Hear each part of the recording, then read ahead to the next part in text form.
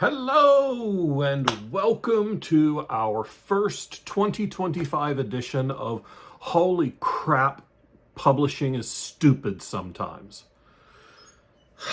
Because, y'all, it has been a year and we have not even made it through January. So we have three things that I want to talk about today, and one of them is writer behaving badly. The other is writer not being a legit writer and behaving badly. And the third is fans being crappy to a writer. So let's jump right in. Right off the jump, the elephant in the room is British, has bad hair, and wears a lot of black. And yeah, I'm talking about Neil Gaiman. I have a lot of thoughts about my disillusionment with Neil Gaiman, but let me just go over the bare bones, barest of bones, so that I can do this without trigger warnings, because the story is vile. So last year, a podcast came out called The Master, where some investigative journalist folk came up with a story of a history of bad behavior from Neil Gaiman, author of Sandman and American Gods, and co-author of Good Omens, and someone who has been hailed as a feminist icon, someone who has been hailed as a generational talent as an author, and someone who is, according to this podcast and a more recent article from Vulture, an absolute piece of shit. Let me start by saying that I have been a fan of Neil Gaiman for over 30 years. So much so that I have Sandman tattoos. And apparently he has assaulted multiple women and engaged in non-consensual sexual activity with a number of women in his orbit and in his employ, and has just been a shitbag. Yippee! I don't know the man. I met him, I think, twice at signings, but no more than, "Hi, I love your work." Scribble, walk away. But yeah, I have described myself as a big fan of his work. And now I'm not, because I'm not someone who can separate the art from the artist, because we are. Our art comes from us, and he's still alive. So I won't be consuming any Gaiman material anymore. I'm not going to put money in the pocket of a predator. I won't do it in other aspects of my life, and I won't do it in my reading life either. And of course, the apology that came out the week after the Vulture article was, what's the word I'm looking for? Lacking. It was a non-apology apology. It was I thought everything was consensual. Everything was fine. Well, yeah, you doofus. I'm trying not to swear too much because I'd like for this channel to someday be monetized. But yeah, you fucking fuckball. Of course they didn't speak out. You controlled their livelihood. So, just like with J.K. Rowling, who showed herself to be a massive transphobe, just like Orson Scott Card, who spewed his homophobic garbage all over the world, Another literary giant has been outed as a flaming piece of crap. And that's just the beginning of the month. Okay, it's kind of a cop-out to say that this is a 2025 issue because this all came out last summer, and a lot of us had already started distancing ourselves from Gaiman fandom. But the article from Vulture was so much more detailed and so much more graphic that it was hard to read for me, someone who's never experienced that trauma. And I strongly caution anyone who has survived that kind of awfulness. Just trust me, it was shitty, it was terrible, and you don't need to read it. If you want to, go for it, but try and practice a little self-care while you do. And this has raised a lot of questions about fandom and fans, and a lot of people were immediately like, oh, well, geez, our hero has been knocked off his pedestal. Who do we put up on the pedestal next? And how about we just don't? How about just you and me, we're just going to make a deal. Nobody else is involved, just you and me. We're going to make a deal that we're going to judge creators on their behavior, and we're not going to lionize creators. I'm not going to hold anyone up as the paragon of what a human being should be because I like their work, or even because I like what they say in interviews. There are some people whose examples I try to follow in life. Most of them aren't famous. Yeah, none of them are famous. A lot of them are dead. Probably the closest to someone that I would hold in that kind of acclaim, yeah, Jimmy Carter was a really amazing human. So let's not put people up on these pedestals and hold them up as, oh, well, I loved this person's work, so they must be the most amazing person. Look, if you love the stuff I write, thank you. I appreciate it. I'm not that good a person. I'm kind of a dick. So don't hold me up on any kind of pedestal. Also, it would have to be a very large and very reinforced pedestal because I'm fat. And maybe stairs or a ramp. One of those ramps like you used to let an old dog climb up on the couch. And a really wide pedestal because I'm clumsy and I'm fat. And I'm terrified of falling because at my age, the ground is a lot further away than it used to be, and it's a lot harder than it used to be.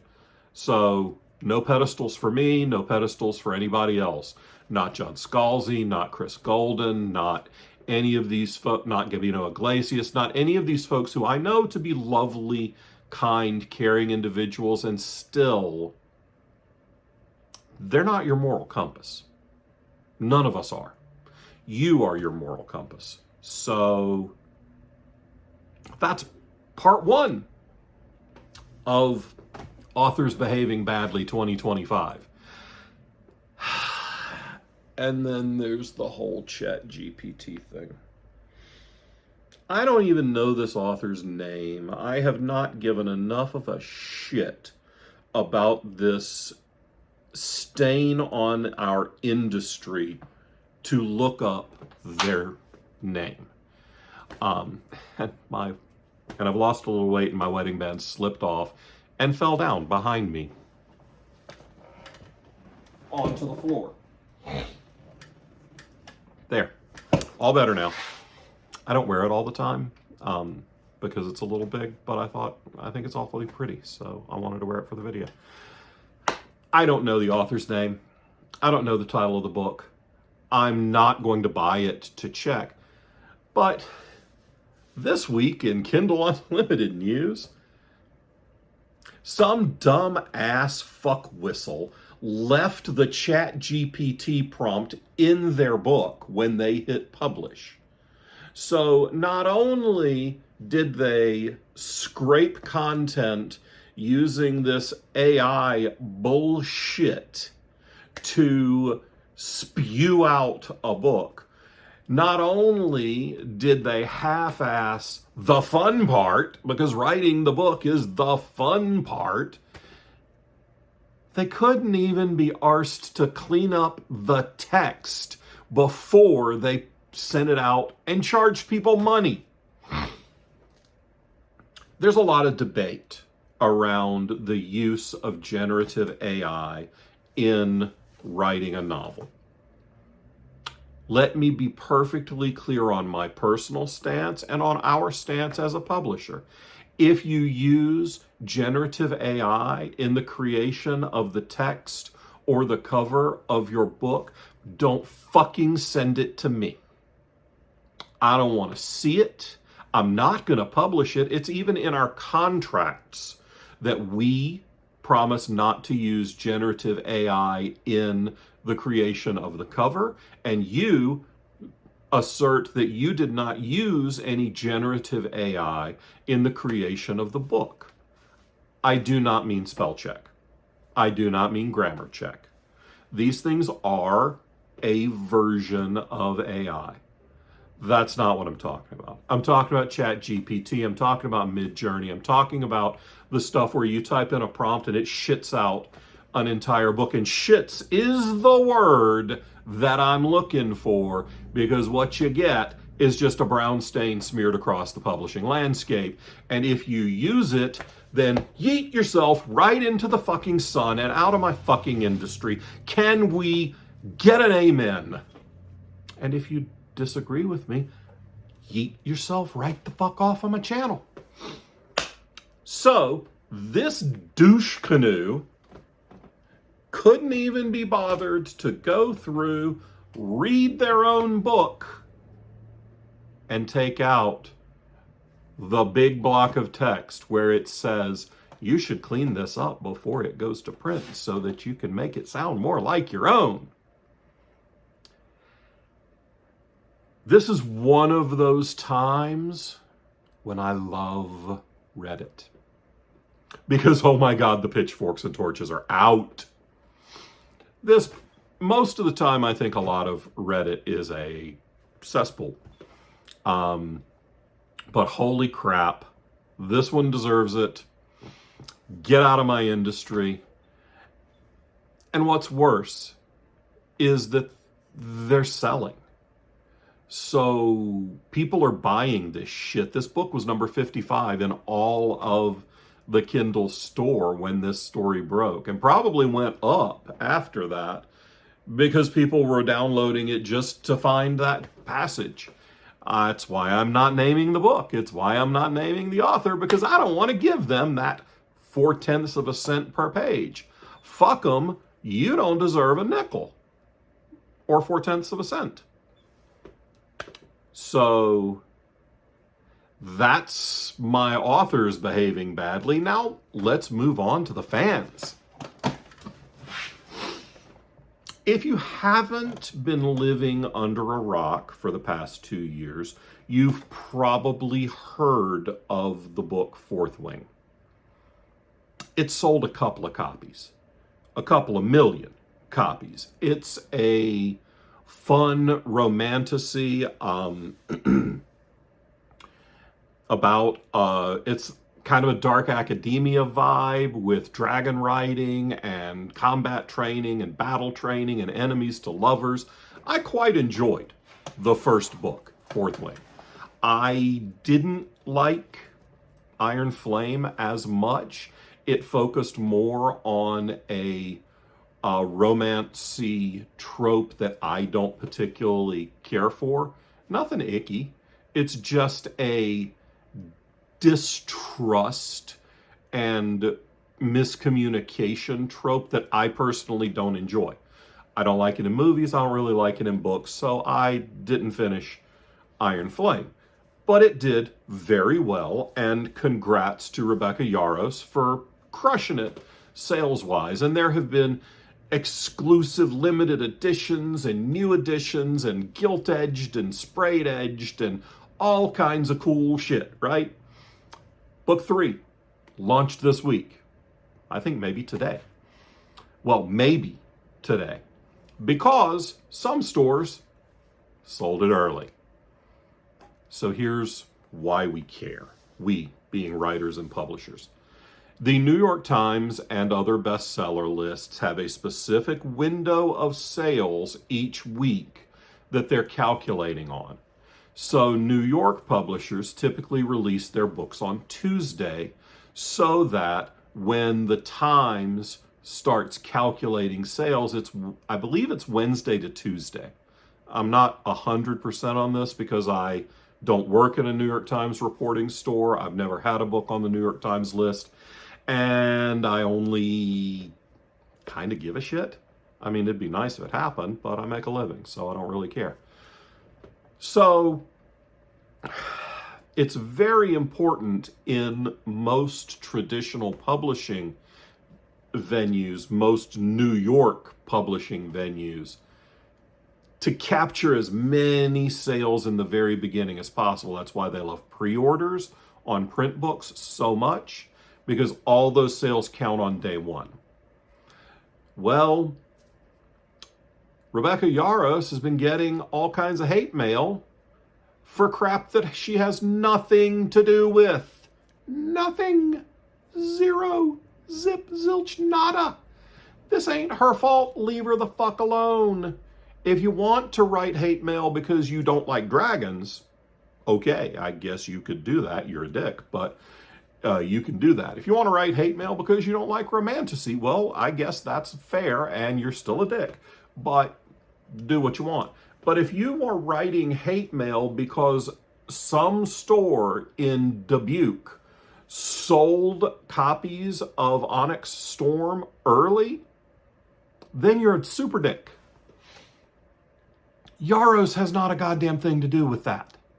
Yarros's publisher, someone in their distribution stream, set that up. Or the bookstore just cheated. They got their shit so that they could sell it on Wednesday, and they decided to start selling it on Saturday. Or maybe their clerk was inept. Or some people, apparently, this again is coming from Reddit, so take it with a shaker of salt.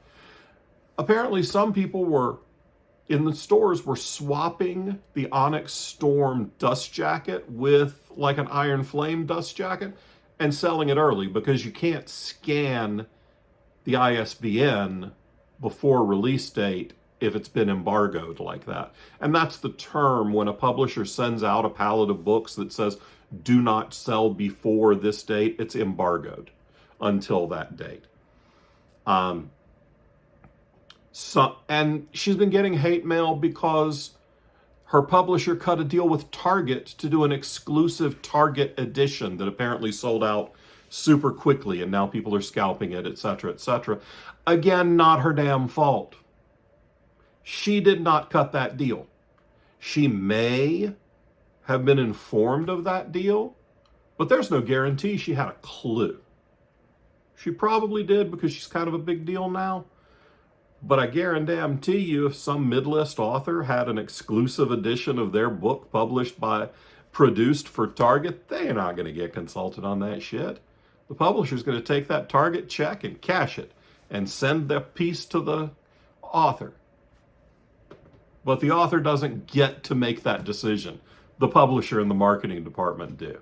So Yarros had not a damn thing to do with setting up this exclusive Target deal, and she certainly had not a damn thing to do with a bookstore in Bumblefuck, Idaho. I don't know where these things happened. I don't care. Selling her book early. So, to recap quickly, and by the way, if you've watched the last 20 minutes of me griping and swearing, maybe give us a subscribe, click the like button. If you think I'm an idiot, leave a comment. I don't care. I've been married for 30 years and I live with 2 cats. I got plenty of people telling me I'm an idiot every day. But let's recap real quickly. 1, don't put writers on pedestals because they will always fall off. 2, writers shouldn't have inappropriate contact with anyone, much less their nannies.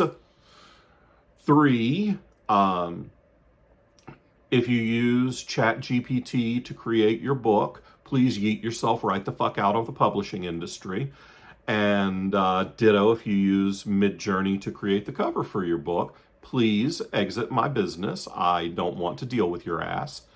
And then finally, because I forget which number we're on, don't send death threats to authors.